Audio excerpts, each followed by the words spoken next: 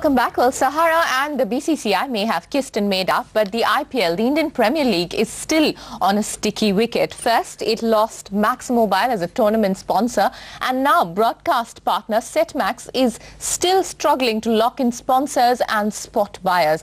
Animesh Das finds out what's happening. A TLF maximum. And he's launched into the big one. Virendra Sehwag. Huge. Cricket sells, throw-in glamour, and the first 4 years of the IPL proved this in spades. But ask broadcast partner Setmax about IPL 5 and will probably get dirty looks. That's because LG India and Godrej, both broadcast sponsors for the first 4 years of the tournament, have decided not to renew their association. Why?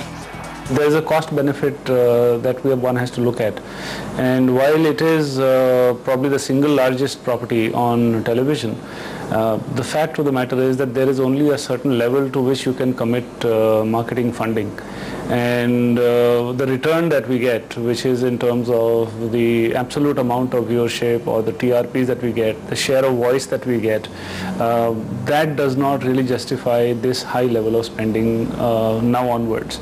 So last year we felt the pinch, so it was decided that this year we will stay away from it. The numbers prove this.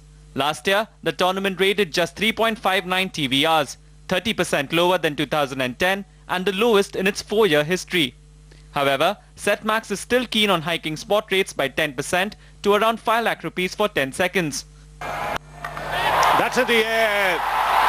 And once again he's caught at third. High costs aside, the dismal performance of the Indian cricket team and general cricket fatigue have advertisers skeptical.